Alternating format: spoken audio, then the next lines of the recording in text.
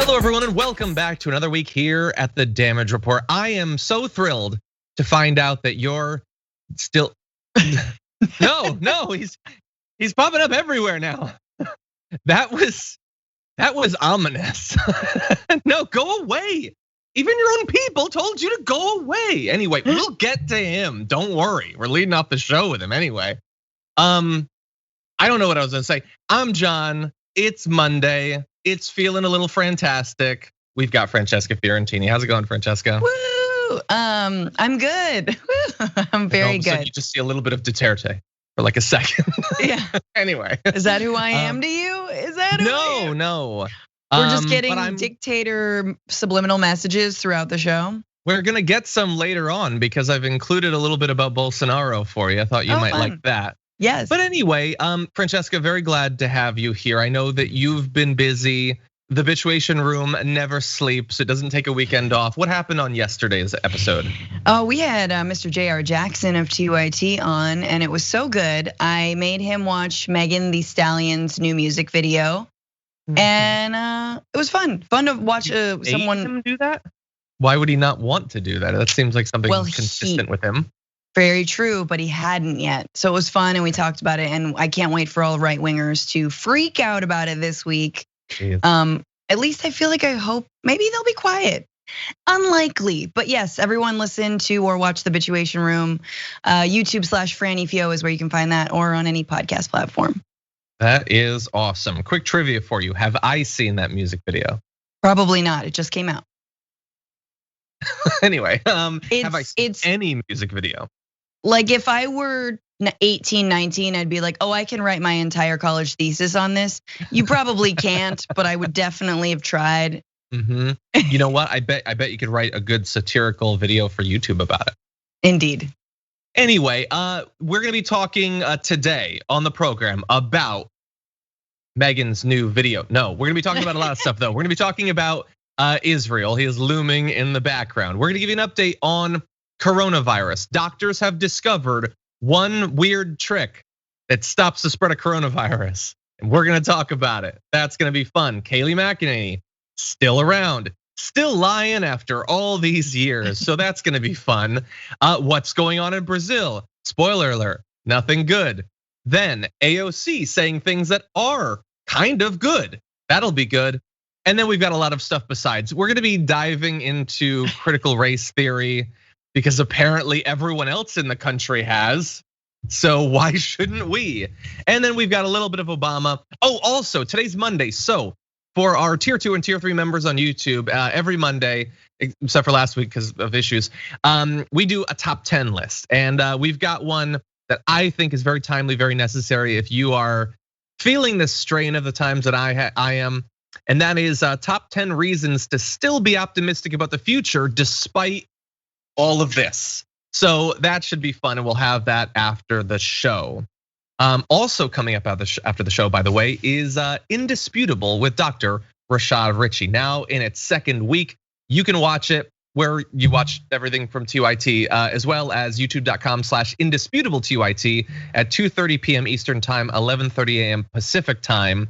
The second week of Indisputable. It had an amazing reaction to the first week. Well, the fun continues right after TDR today. Now, with that said, Francesca, you ready to do this thing? Yes, I'm going to think about how I'm optimistic for the next hour. Exactly. So I can be ready.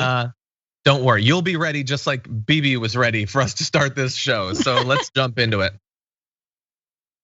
They said it couldn't be done. I honestly don't know if they said that, but it has been done. Benjamin Netanyahu's hold on political power in Israel has finally, maybe briefly, gone away. After 12 years in charge, no more. And we've got something far more complicated to replace it. We have this unity government, a combination of a variety of different parties that don't necessarily seem to get along on some fairly core issues, but we'll see how that goes.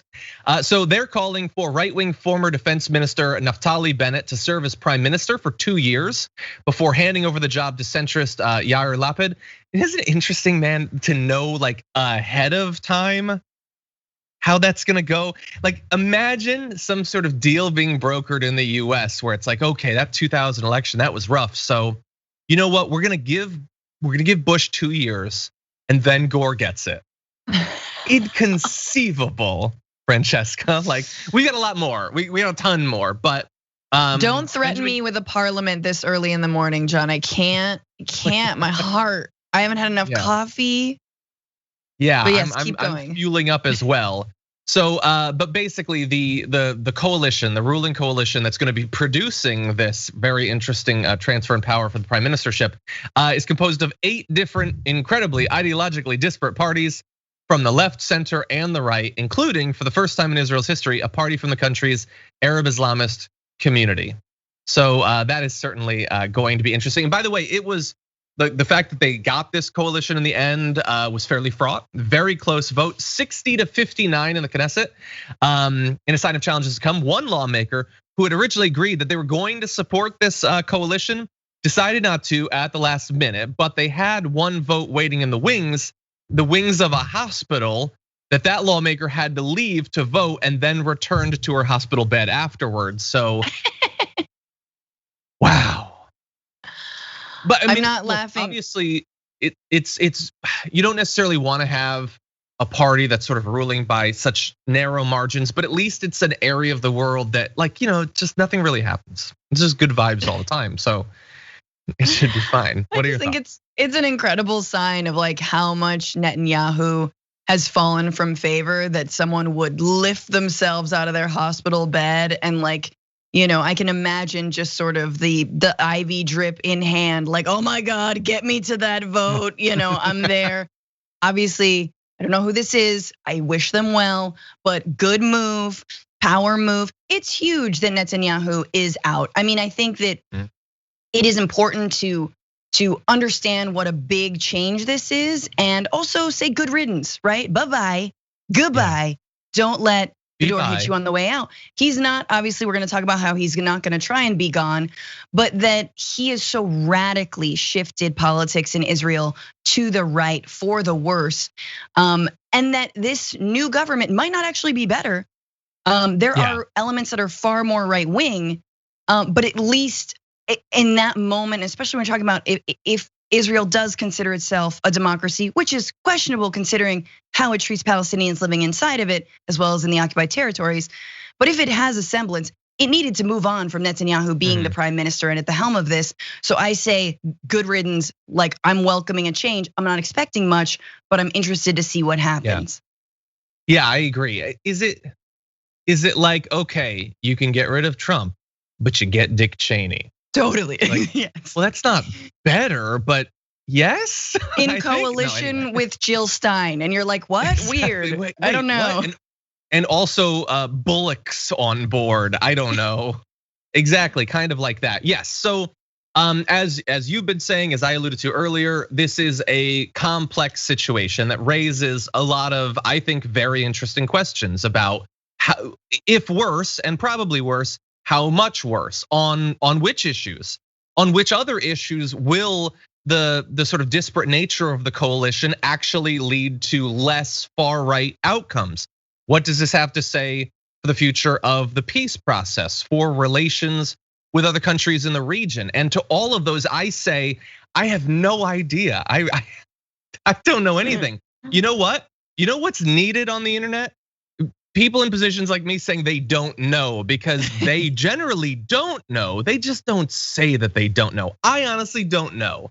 I'm doing some reading, I'm doing some research. We're gonna bring on some experts to try to understand the situation, but I have no goddamn idea. Let's see if we can figure something out based on a little bit of the early scholarship on this change and what's known about members of the coalition. So, Mr. Bennett's religious Zionist party, Yamina, supports annexation of large parts of the West Bank and vehemently opposes Palestinian statehood, positions antithetical to some of its own governing parties, which I find so fascinating. By the way, that party only won 7 of the seats in the parliament, making it the smallest faction to ever hold the premiership. So in a coalition of 8 parties, it actually has very, very few seats. By the way, Netanyahu's party actually won 30 seats in March's election. But because it's a parliament, simply having the most seats isn't what really counts if you can't put together a governing coalition. So despite having won more than 4 times as many seats as the party for whom they now have the prime ministership, he is out of power. And so what I wonder is, how often can there be a reconfiguring of the coalition? If Bennett's party does some insane things in the West Bank, could some of the more leftist parties drop out? Would that then? I don't know. This is very complicated. Oh God, once again, the joys and the intrigue of a parliamentary system of having more than 2 parties. What I do know is that sadly, the Israeli left, and I take whenever it is reported on that there's a real leftist party in Israel with a grain of salt, because they've largely been sidelined, right?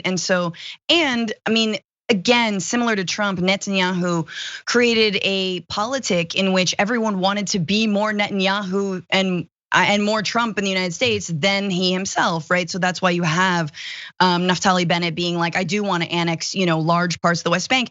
Netanyahu doesn't necessarily go that far, but he's doing it. Do you know what I'm saying? And so and that's the other thing is like, if their seats in parliament have the ability to block this coalition from getting quote unquote anything done, and by anything done, that might actually be annexing other people's land, then they might lose control, right? And so my hope is that given how incredibly, again, far right some of Israeli politics are right now, that at least a little bit of like gumming up the works will help, and help for social movements with inside Israel, right? And progressives and real leftists to hopefully gain and put pressure on their government. And I think that's a possibility now that Netanyahu's power hold is shown to be broken and shown to be weaker, right? Yeah, potentially. I think that's a good takeaway. I'm not gonna read the last few graphics. Just know that Netanyahu is not taking it well. I'll say that. He's been sort of freaking out, but whatever. He says he'll be back.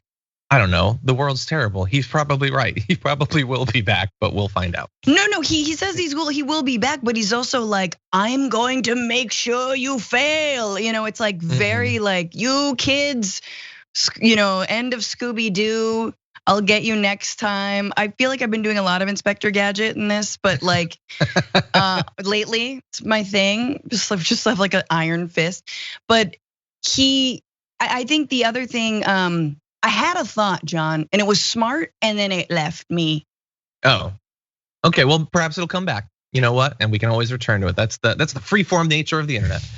Anyway, we will of course, be watching for this, and far more importantly, I'm going to try to bring on some hopefully reasonable and incompetent journalists from the region to see if they can do the difficult job of keeping me up to date with what's going on there, because of course it matters for a lot of people who have historically been through quite a bit, and even recently have as well.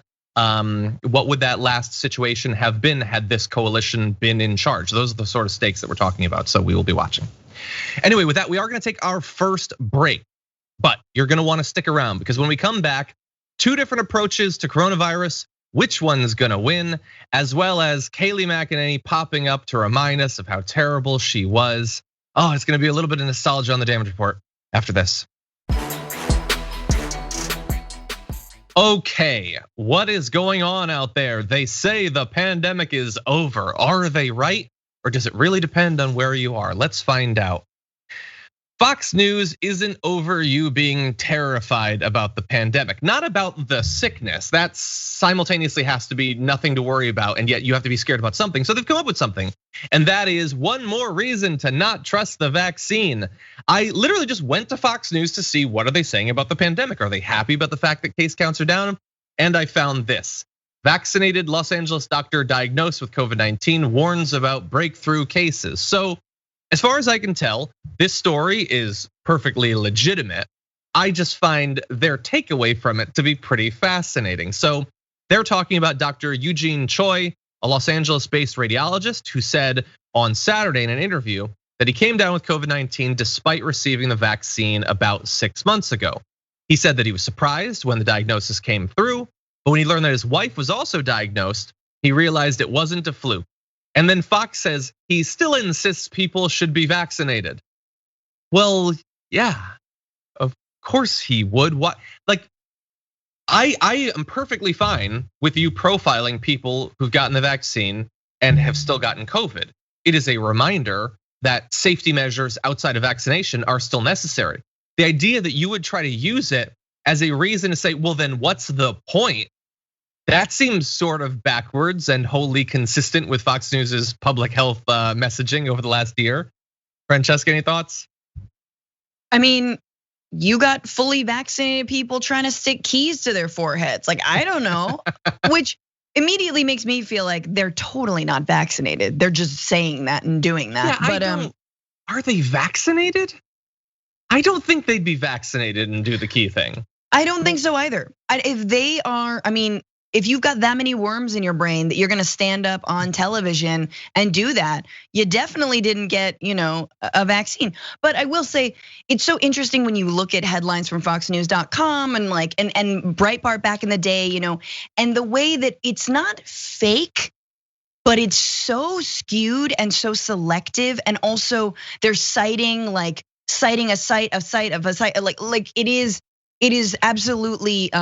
Of course, the worldview they wanna project, which is you should be like very suspicious. People are still getting COVID-19. Nobody said COVID-19 was going away and that you wouldn't get it. That's it. No one's. They said it would drastically reduce your chances of getting it, and specifically reduce your chances of dying from it. Yeah. Being hospitalized and then potentially dying.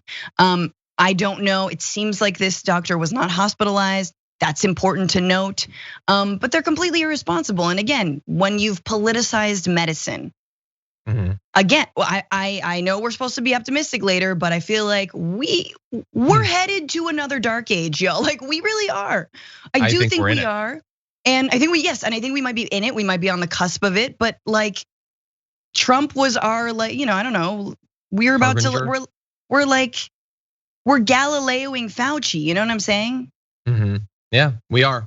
Look that up, internet. Exactly, if you can trust it. Oh my God, there's your font right there. Anyway, so yes, nobody said all of the things that Francesca just said. Nobody said, but I want to focus on the things that were said, because I need to remind people. Everybody has known, and every scientist and public health official has been saying, there is still a chance that you can get it. That's what 90% effective means. I know that we have simple monkey brains, and so we think, 90%, that's 100%, right? But no, it's actually not. It's quite different. It's 10 different.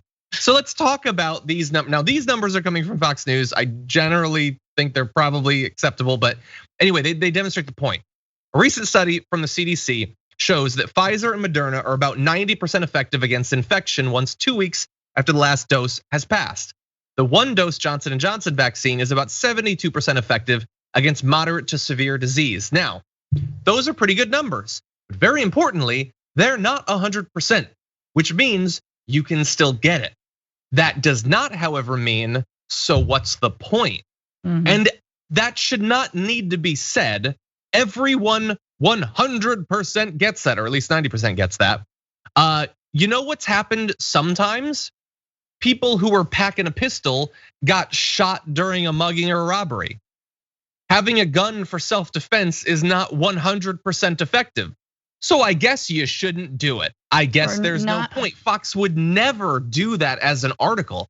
But this is designed to say that if the best defense we have is only 90% effective, there's no point in defending yourself at all, which is madness.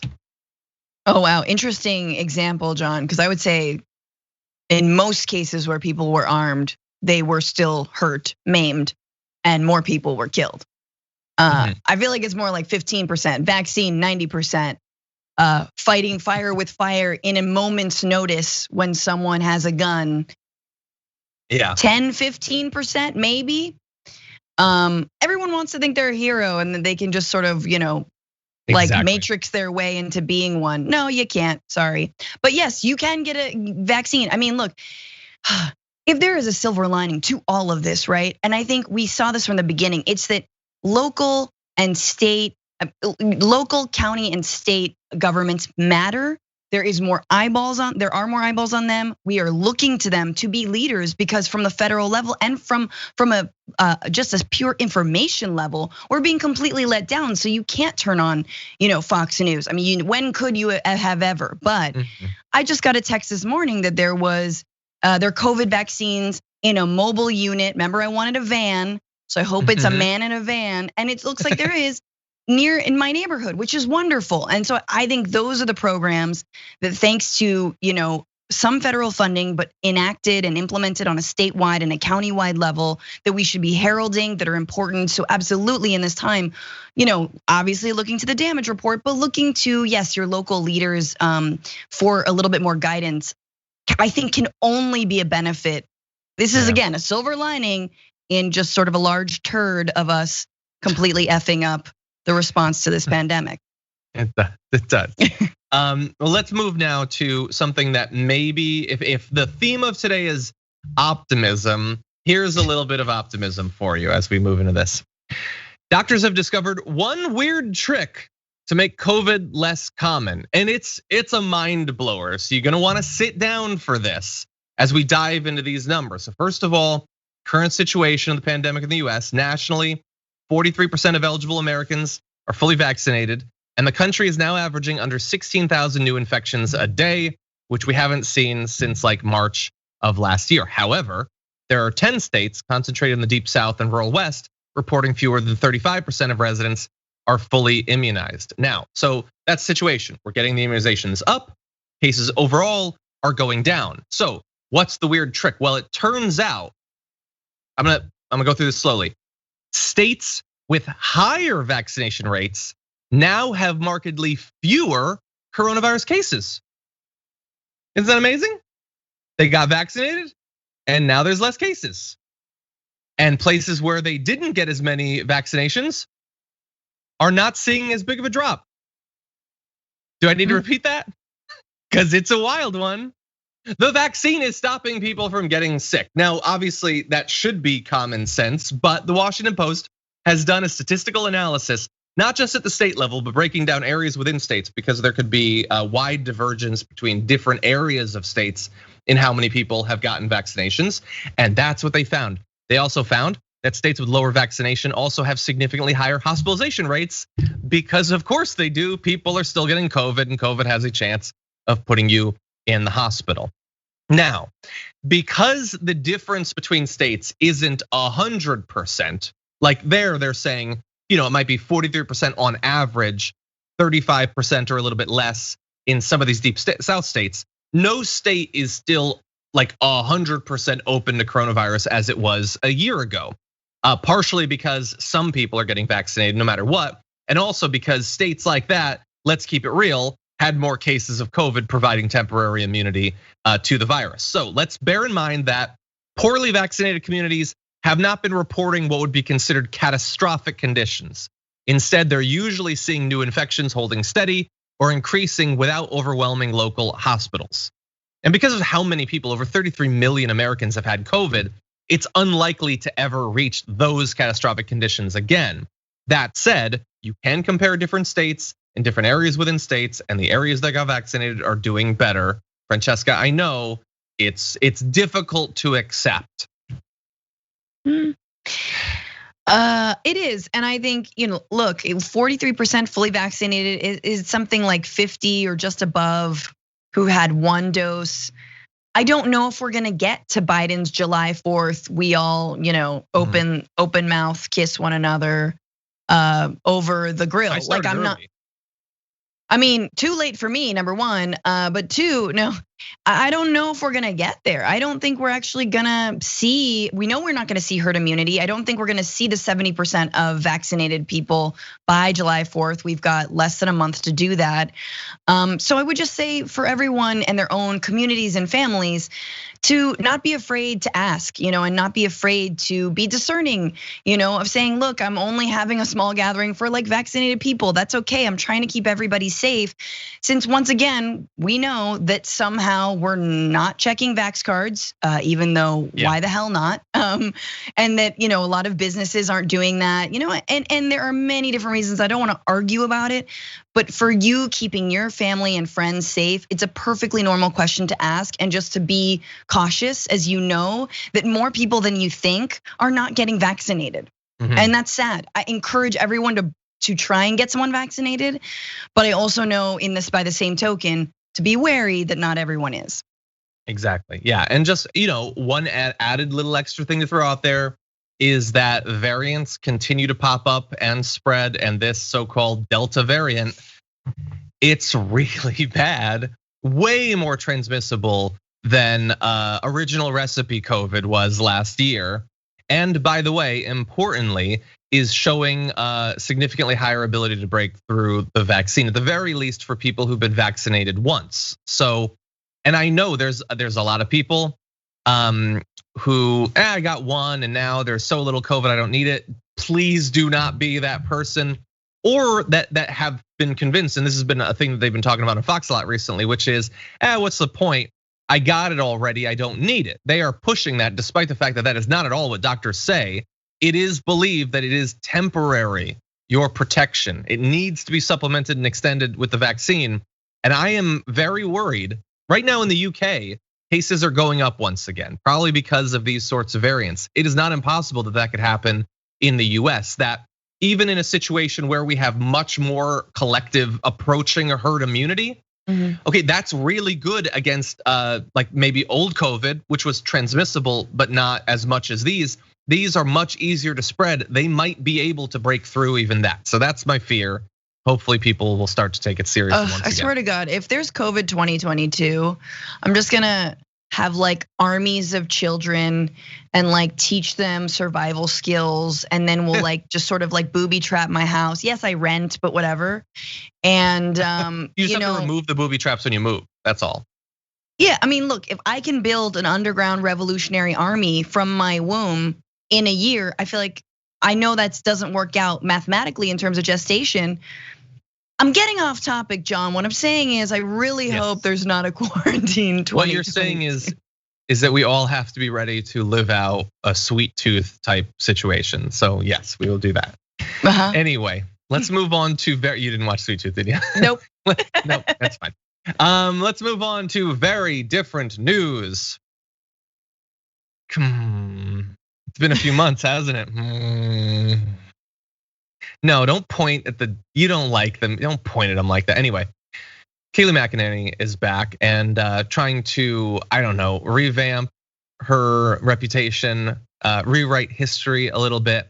Here is what she had to say about her own history with the truth and the likelihood that right-wingers will get called lies even though they never actually lie. And then there was the question, will you ever lie to us? And I said without hesitation, no, and I never did. As a woman of faith, as a mother of baby Blake, as a person who meticulously prepared at some of the world's hardest institutions, I never lied. I sourced my information, but that will never stop the press from calling you a liar. Which is why my dad said, Kayleigh, you've got to come up with a motto for your press shop, and I did. And our motto was this: offense only. Because I knew what we were up against. Republicans always get the bad headlines, always get the false stories, always get the lies, if I can use that word, told by the press. There is one standard for Democrats and another for Republicans. Okay, well, their offense only I did generally find pretty offensive, so that's true. Yeah, why play defense when you're lying? Just don't ever actually address the lies. That seems like a pretty savvy strategy. So there, Francesca, as a Christian woman, as a mother to baby Blake, she would never tell a lie. Yeah, I think the worst part about that entire thing, obviously she is lying when she says she did not tell a lie. Yeah. But is that she's, I think, at a young women's summit, young women's leadership summit. And I want y'all to think about what it is to lift up someone like Kayleigh McEnany, who carried water for a multiple alleged rapist, sexual assaulter, somebody who has utter disrespect for women, somebody who did a 180 on his ideas around access to abortion rights, someone who split families up and who put children in cages, someone who completely bastardized the idea of Christianity and religiosity, right? Of morals. I don't ascribe to a lot of those things, but like the so-called Christian right does. And here they've lifted up their effective, like, I don't know, maybe when you've done all the deadly sins, you become God. I don't know. Like, do you just become the savior? But it is so painful as a woman, as someone who might be asked to speak on that summit, or other people who might have been there. And I think Republican women they put a ceiling on themselves all the time, which is, we are strong, we are leaders as long as we are carrying out the orders of a very strong man. I love being number 5. I love being a number 7 in this natural pecking order, where the man is first. Like that is, I've spoken to women at conferences like this, and they said to my face, I just think we need a big, strong man. I think, this country is ready for a strong man, and he's strong and he's a leader. And like, that is such a ingrained patriarchy and pathology. And like even young Republican women, I think, are fighting back against it. Yeah, I've heard that. I don't go to those things, but I've seen it on videos. And unfortunately for us in the future, so stay tuned for this. It is not a very big gap to move from we need a strong man to we need a strong man. So I'm a little bit worried about that. That's it. Yeah, you're totally right. Look, I dare to dream that someday, these horrible lying Republican women won't be number 5 or number 7, that we can get one of them actually in charge. And think about, considering everything about the right, about their elected leaders, about their media, how horrible of a person would you have to be to make it through that as a woman, considering all the baked in misogyny and all that? Oh God. My God. Anyway, and by the way, as you pointed out, she's lying when she says that she doesn't lie. She knows that she lied. That's the job. Like, I don't know how much it bothered her, the insane lies she had to tell. I think that at a certain point, even for someone like her, it would. But what's even more amazing then is to lie about telling lies while claiming you couldn't be lying because you're a Christian and because you're a mother to baby Blake. So first of all, like, using God as a shield against your lies shows that you care kind of as little about God as you do about the truth. I'm not a religious person, but if I was, I wouldn't use them to hide my lies to cover for a raping fascist. I just wouldn't. And second of all, motherhood is an amazing thing. Doesn't really have anything to do with your capacity to tell a lie afterward. Like, no. That's a weird thing to say. Also, can I just say this, and maybe this will turn me to being the bad guy. It's really weird when you say something like mother to baby Blake. It's a baby. His name's Blake. You can just call him Blake. It's weird to say baby Blake. It just seems like propaganda. It seems weird. I don't know. Like Blake is definitely 7 at this point. You're like, baby Blake. He's definitely a baby, but like, don't hide behind God and your baby while you're lying. That's weird. No, it is very weird. Also, like, being a parent makes you a better liar. Like, that's all you have to do as a parent is lie to your child all the time. Yes, everything's gonna be fine. No, we're not going to be huddled over an oil drum in 20 years and cooking street rats because we haven't stopped climate change. Oh my God, go to school. Trading cans of cat food. Like, oh, I got a good one. Meow, meow, meow, meow. Anyway, okay, really. Oh my God. The way to get her is cat-based humor. Anyway, let's jump into a bit of the evidence. Kayleigh McEnany would have us believe that she's never lied. Unfortunately for her, I mean, come on, people, but also there's video. So first of all, let's go to this little video. This is a fun one. The president does read, and he also consumes intelligence verbally. This president, I'll tell you, is the most informed person on planet Earth when it comes to the threats that we face. You have Ambassador O'Brien, who sees him in person twice a day, who sometimes takes the upwards of half a dozen calls with this president. He's constantly being informed and briefed on intelligence matters. But I'm not going to allow the New York Times to dictate when we give top secret information and don't give top secret information. That's not tenable proposition. Circle there then. Okay, so he does read. Okay, well, look, he's on Twitter, so she's not wrong there in some ways. He gets it verbally. Well, they talk to him, that's true, but the idea that he or any president is the most informed, they have access to the most information, but he is not the most informed person about literally any topic. On planet Earth. Yes, it's just an obvious, like, you know what you're doing there. It's just a crazy exaggeration. Anyway, let's give you some of the information about that though, and we've talked about this previously. But so one of my favorite things is it's been reported that the U.S. National Security Council mentions his name in every paragraph of their briefings in an attempt to retain his attention. And we know how this changed from, like long detailed lists of information that would be given to Obama to one-page summaries to bullet points about him, because that's the only thing. What if you're just listing, here's what's going on in Cameroon, here's what's going on in Iceland. Why would his name come up in literally any of it? Imagine how difficult it is to shove his name into updates on what the Taliban is doing. God. Most informed. Yeah. So there was that. Trump Qaeda has reemerged, and you're like, actually, that kind of fits.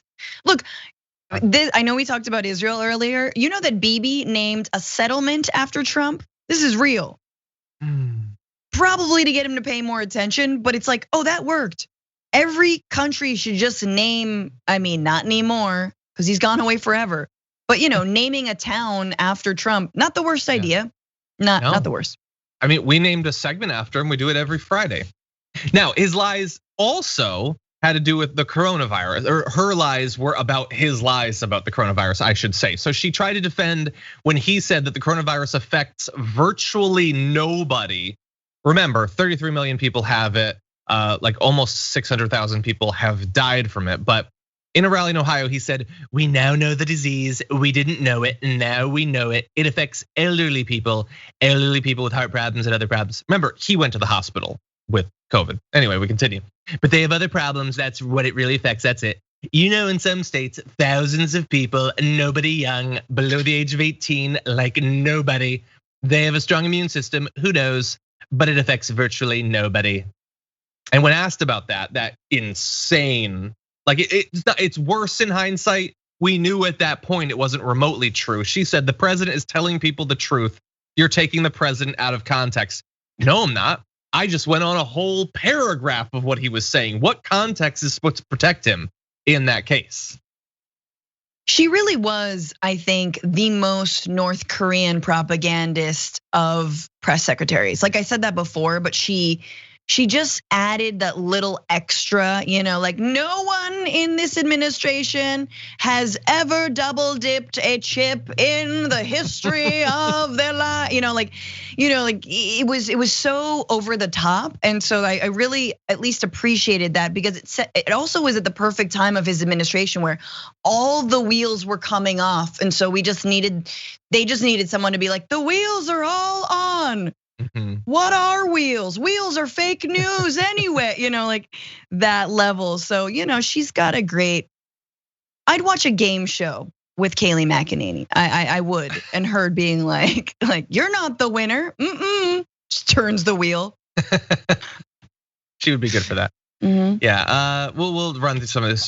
She says that he never downplayed coronavirus. He literally told Bob Woodward that he was always downplaying it. Like he claimed that the Mueller report ended with she claimed that the Mueller report ended with the complete and total exoneration of President Trump, which totally isn't true.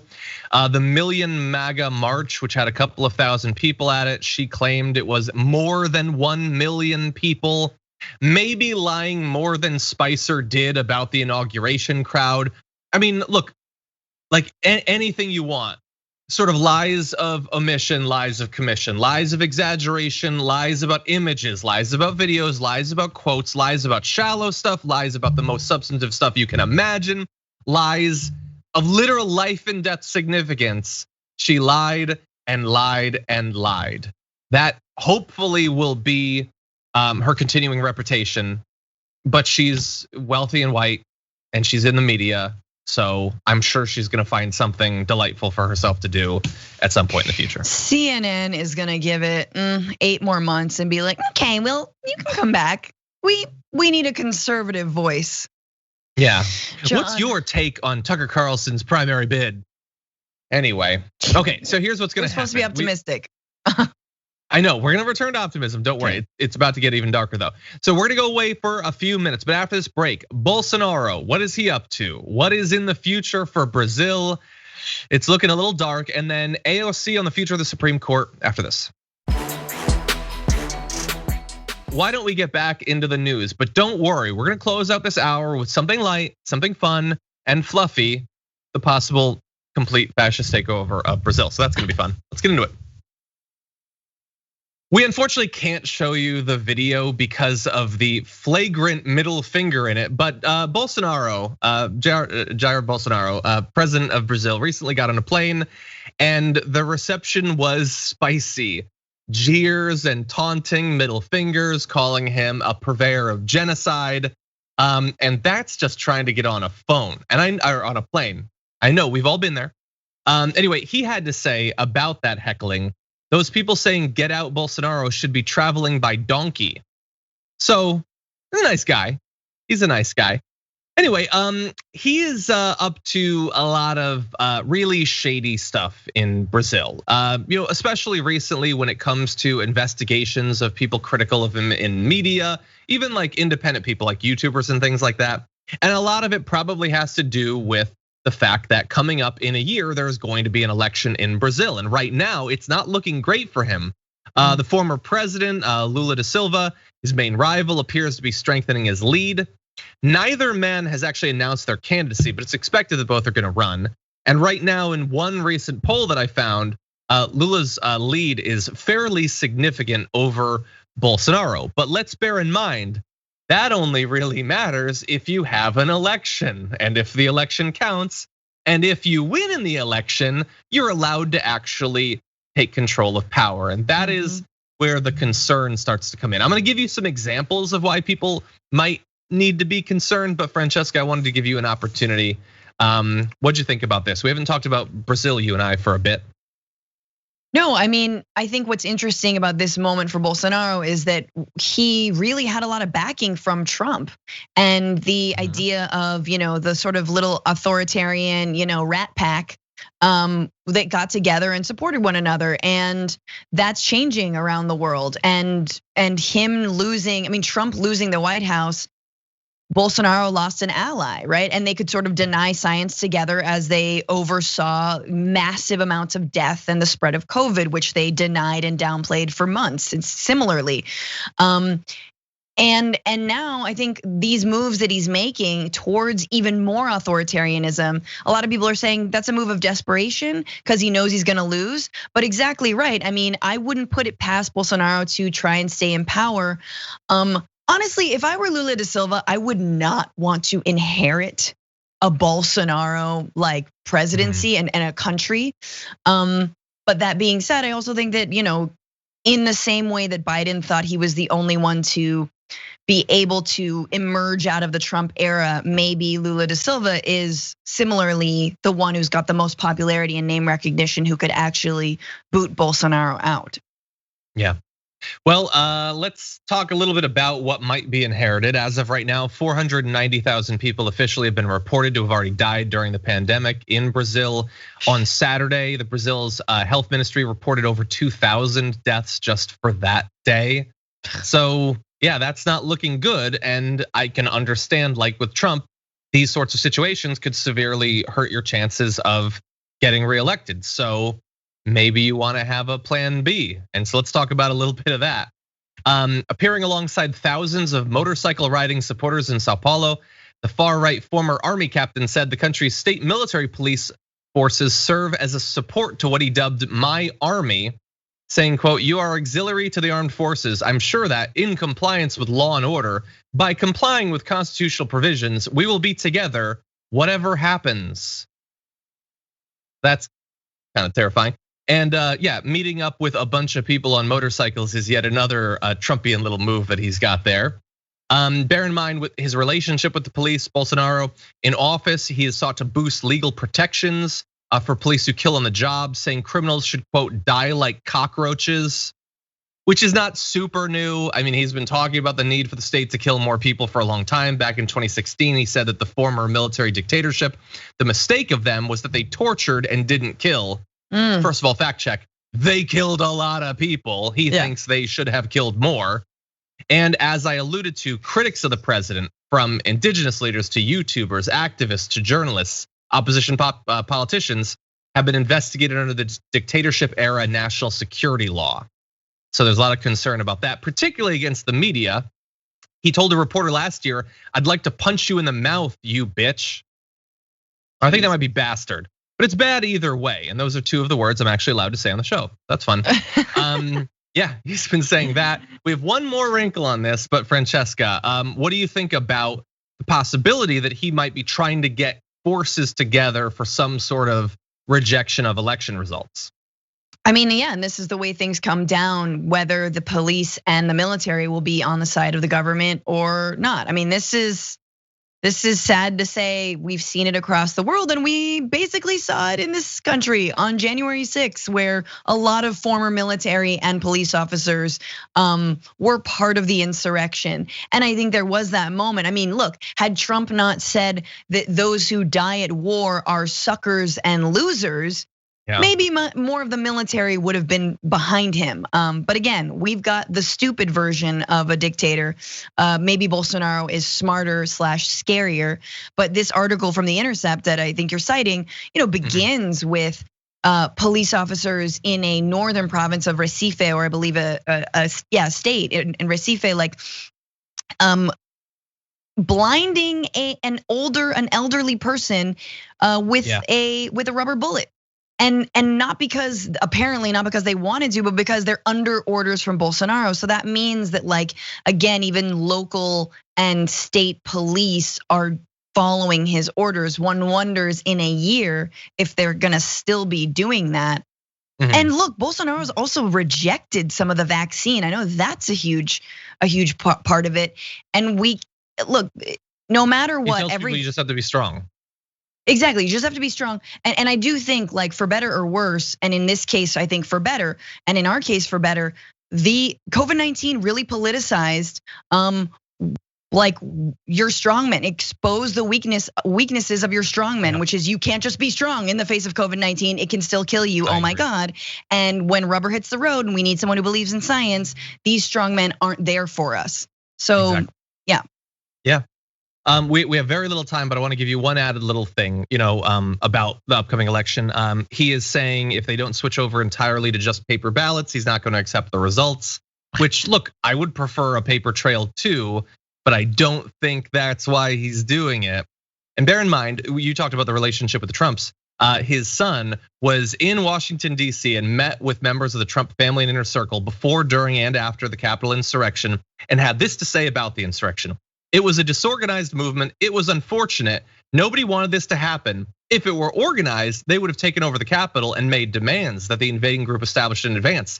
They would have had minimal military power to not kill anyone, kill all the police inside or the members of Congress that they hate so much. When the right becomes 10% of the left, we are going to have civil war in all Western countries. So cool family you got there. And yeah, a little bit worried about what's gonna happen in the run up to this election. That said, we are running low on time. Lots more news to come after this break. If you're on the linear platform, thank you very much for watching. If you're on YouTube or Twitch, we've got more coming up for you in just a few. We'll see you after this. Welcome back, YouTube, Twitch, members. Hello, we got more for you. Let's jump into it. AOC was asked to comment on the conversation about whether Justice Stephen Breyer should be encouraged to step down from his position while there is time for a Democrat to actually replace him. Here's what she had to say. Your fellow Democrat, Mondaire Jones, says 82-year-old Justice Stephen Breyer should retire so that President Biden and Senate Democrats can fill his seat with a younger liberal successor. Do you think that Justice Breyer should step down after this term?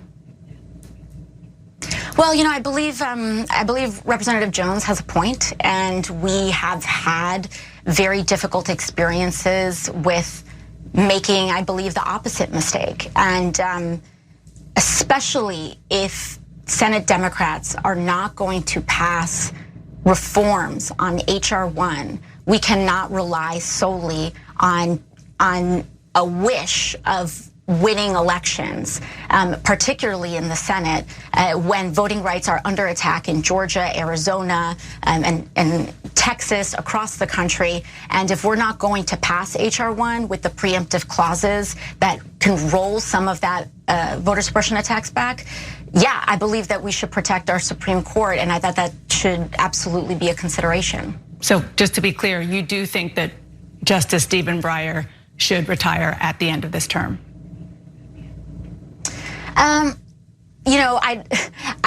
It's something I'd think about, but I would probably lean towards yes. Okay, so just in response to the headlines that this has generated, let's bear in mind that her saying she leans towards yes in response to a question is a little bit different than her just spontaneously being like, dude, you gotta go. Yes. That said, she does seem to believe that he should step down. She's making, calculations about what's likely to happen in future elections, even assuming that they go the way they're supposed to and are not overthrown after all these laws. Francesca, what do you think? I mean, it's a perfectly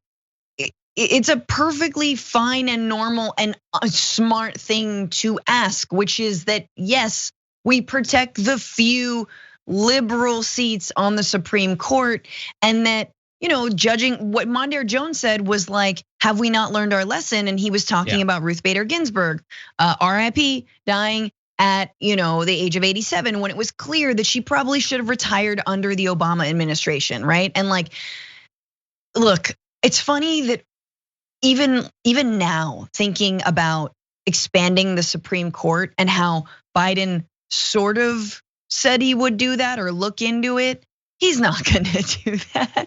Yep. He's not gonna do that. The least he can do then is please force a liberal justice to retire so you can appoint someone who is younger, so that we are not utterly bludgeoned by this Handmaid's Tale that the right is absolutely fixated on.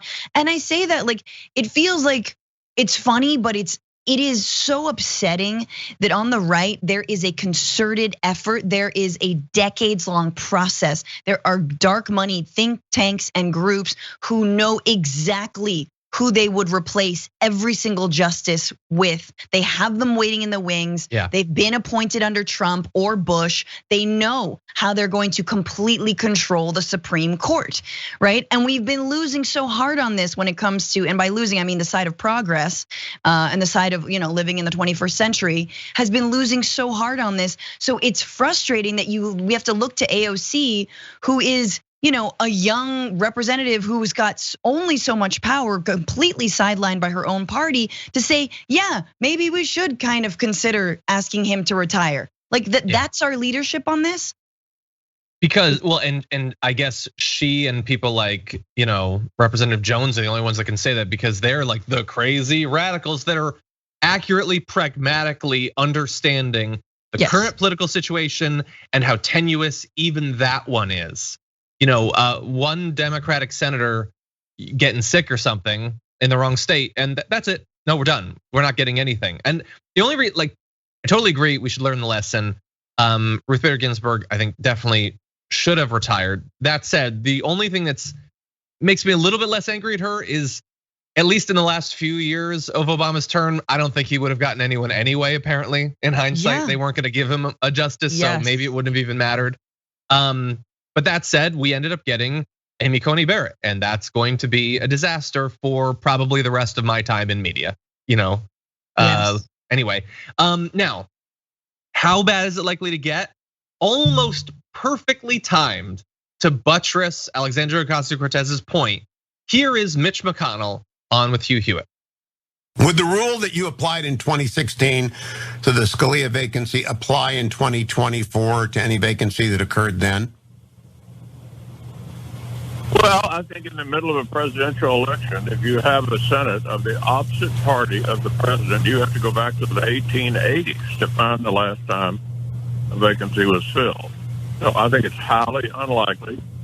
In fact, no, I don't think either party, if it were different from the president, would confirm a Supreme Court nominee in the middle of an election.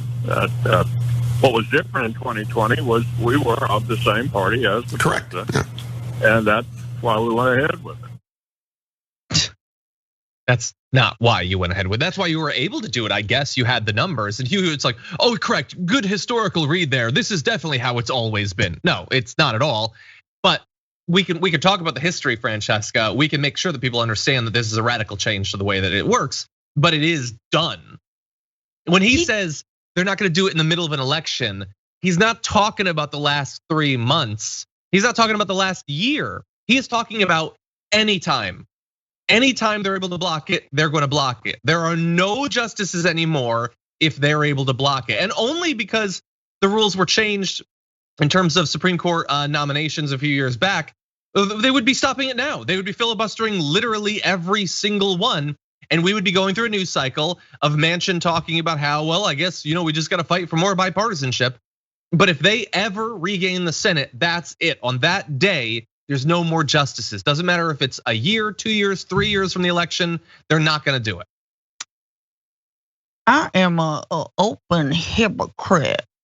And I don't see why there's any reason that the rules do not apply to me. You see, the rules only apply to the Democrats, but to me, I can just do what I want. We was in power. We were in power. See, that's the difference. And he's right. Yeah, no. If we're in a cynical time where power is the only thing that matters, he is right. He openly just admitted that he is a hypocrite. He's a proud hypocrite. He's done this. How many times does the leader of the Republican Party need to admit that he relishes in his own hypocrisy for Democrats to understand they will never strike a deal with you on anything? Okay, he just said there, well, we were in election year back then when Obama wanted to appoint Merrick Garland, but we were in an election year in 2020 as well, but we were in power. That's all that matters.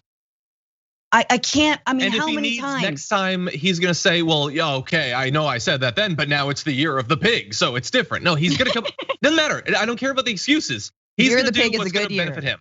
It is. Anyway, that's the reality. And so that's what the Democrats need to understand to the extent that Biden can. I don't even know if pressuring Breyer would work. I don't know, but I think you should probably try. And I know that we have a lot of Supreme Court justices that watch the damage report. Justice Breyer, retire. Just enjoy the last couple of years. Like, honestly, why not? Like, I don't know how old you are. I'm guessing pretty old. Like, we only have this one life. Enjoy it. You're probably pretty rich. I'm sure that you are, and likely to become more so after retiring. Just go.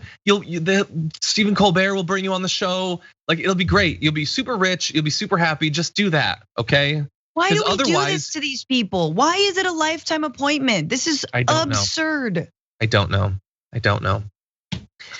But let's turn to other absurdities. AOC was asked to comment on the continued battle over whether there's going to be a For the People Act at all. And she's focusing on the exact right part of it, which is this. She's not saying these exact same words, but Joe Manchin is corrupt. You need to get used to hearing it and to saying it, and not just him.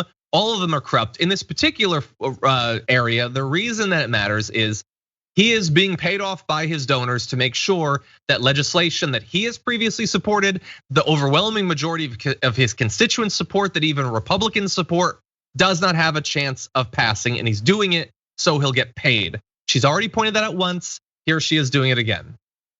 Well, I think that when we talk about opposition to HR 1 being just about voting rights, we aren't telling the entire story. HR 1 has sweeping lobbying reforms, and I believe that we have the influence of big money that impacts not just one party, but both parties in the United States Congress. And I do believe that that old way of politics has absolutely an influence in Joe Manchin's thinking and the way he navigates the body. I mean, the things that he cites, like this I think romanticism of a bipartisanship is about an era of Republicans that simply do not exist anymore. And I also believe that that the opposition to big money and dark money, you have the Koch brothers and associated organizations from the Koch brothers really doing victory laps about Joe Manchin's opposition to the filibuster. I think that it's pretty open that these groups exert a lot of influence, as much influence as they can on members of Congress. And I think that that the older school way of accepting the role of lobbyists in Washington absolutely has a role in Joe Manchin's thinking. I think that is totally true and needs to become a much more common. Like, how often do you hear any representatives talking about a member of their caucus like that? I mean, the right attacks the right, not necessarily pointing out the lobbyists because they like the lobbyists too, but we need to see more of that on the Democratic side. Yeah, man. I mean, it's funny because there's a reason why the right and everyone is so fixated on AOC. It's because she shows leadership, right? Mm-hmm. It's because even though she's not in the Democratic leadership, she speaks like she is. She says things that belong in our political moment, that respond to problems that we all understand are rampant within Washington, like dark money. She's not afraid to call Joe Manchin out by name, right? And meanwhile, other Democrats somehow still hold out hope for him. I guess Pelosi thinks she still believes in Joe Manchin.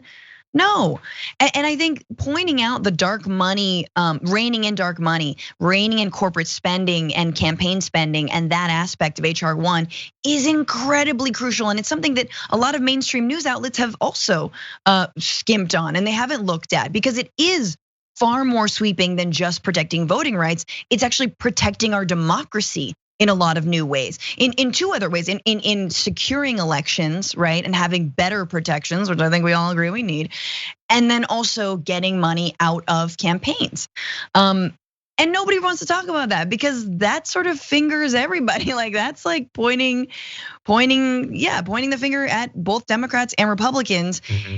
And AOC is there just waiting, trying to birth a new Democratic Party. And man, if we were smart, we would give her more power. We would. Yeah, I feel like in the same, well, like one of the reasons that Bernie took off, in early 2015 was because he talked about things in a way that was obviously true and that you never heard politicians talk about. Yes. Mainly about like, the millionaires and the billionaires. She does that for so many different issues. And that's why I think that she's so important. You laid out basically everything. The only thing I would add is, and this is more of the, hey, let's pointlessly remind people of history that no longer matters because everyone's moved on from the truth. She's totally right that he is hearkening back to this bygone era of Republicans who are willing to do bipartisan stuff. She's totally right, that doesn't exist anymore. But let's also add, the reason they were doing bipartisan stuff, that stuff wasn't good. Like they had similar interests in some areas. The interests were not the interests of the working class. So even that era sucked for most Americans, but we don't even have that anymore. Lara Trump is making a bid to be worst Trump, which is difficult. There's a lot of competition, but I want to play a little bit of her appearing on Jeanine Pirro's show to talk about what she thinks should be happening down at the border. Disgraceful to see. And I don't know what you tell the people that live at the southern border. I guess they better arm up and get guns and be ready. And maybe they're gonna have to start taking matters into their own hands. I don't know what the context is supposed to be for that, what the excuse is supposed to be for that. When you don't just like sort of tiptoe along trying to inspire violence. She literally said, take matters into your own hands. That's the explicit version. That's the thing you try not to say. She just said that. If you're at the border, get a gun, and take matters into your own hands. That's madness. She knows where she is, okay? She's on Jeanine Pirro's show. If you incite violence, you get an automatic shot of whiskey. That's how it works. She's not gonna go home without the shot of whiskey. So anyway, I mean, so she's dressing for the part. And of course, and this is not the first time the right has said essentially these things, and guess what? People are armed up. There are self-proclaimed vigilante groups that patrol the border. And then there are also amazing humanitarian organizations that also leave out water for people who are trying to cross the border. Wanna guess who's more heavily policed? Yeah, we've all seen Border Patrol agents dumping fresh water out that was left there for migrants so that they, wouldn't die. And look, it's a little bit of a no man's land. And once again, we absolutely need to defund Border Patrol and ICE. You do not understand. They are vastly overfunded. They have more money than I believe every other department combined, every other federal department combined. Border Patrol supersedes that budget. We've poured endless amounts of money into the border. And maybe it's time to actually spend money, fixing the broken immigration system, putting more judges in asylum courts, having people actually be able to make their case, be able to live safely.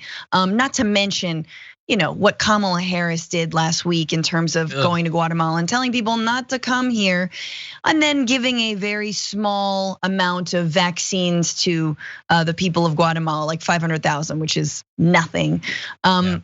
There's far more that can be done, but yeah, Lara, she knows where she is. This is nothing new, and yeah, it will lead to people dying. Yep, it's Fox, so they'll never get in trouble for any of it. Now, you in what you were saying, you expressed, obviously like a desire for the system to focus on actually helping the people who are being victimized by the system. She wants to sort of pretend to do that as well. She went on to say, these people should never make this dangerous journey here. It's bad for Americans. It's bad for the migrants. It's bad all around. So, I apologize if I pitched her as not caring about those people. She acknowledges it's bad for them and wants it to be worse because after that dangerous journey, she wants them to meet gun-toting Southerners. That's what she wants to be waiting for them. So there's the people who leave the water in the desert, and then there's the people who want someone with a shotgun to be standing there to take matters into their own hands. So that's fun. Now, I think we have a little bit more, actually, I think this focusing on Jeanine Pirro, so get ready for that. Hopefully we have subtitles for the slurring, but here's what she had to say. This is a vice president who is a woman. You and I both want women to succeed, but it looks so much like the woman is in over her head. Even in my open, I wanted to say, put on your big girl pants and stop with the giggling. Stop looking like you don't know how to answer a question. I love that in America, you can just take someone randomly that posts on Facebook and give them a TV show. That's just Jeanine Pirro just yelling, put on your big girl pants. I love women. I want them to succeed, and I believe that we should stick together, solidarity. That being said, you are an evil, dirty bitch, and I hate everything that you do. There was like a little bit of your Susan Collins there, but it sort of worked. It kind of, 100%. There was a bit of Collins, but I know how to do Jeanine Pirro. Yeah, I try. I'm not as good as Cecily. Well, unfortunately, we don't have Cecily to talk about this, but yeah, look, I have problems with Kamala Harris. Trust me. On this issue, I have problems with Kamala Harris. The issue with Kamala Harris isn't that she needs to put on her big girl pants. That's not the actual issue. And bear in mind, as wrong as Kamala has been on this and many other issues, there's nothing she was gonna say on that trip that would result in Jeanine Pirro like happily tipping a martini to her or anything like that. That wasn't actually going to happen. And finally, the irony of like saying, stop your giggling like you don't know how to answer a question, and then Lara Trump giggles a little bit. No, we're being serious now. That's the thing. We're saying women have to be serious. Anyway, okay, so that's unfortunately all the time we have. We're gonna be doing our top 10 list. Francesca, thank you as always. Everyone check out the Bituation Room. It's awesome. JR was just on it, so go check that out. Yeah. We're gonna be doing our top 10 list. So if you're a member on YouTube, check that out later on. And until next time, stay safe out there, stay sane out there. I'll see you soon.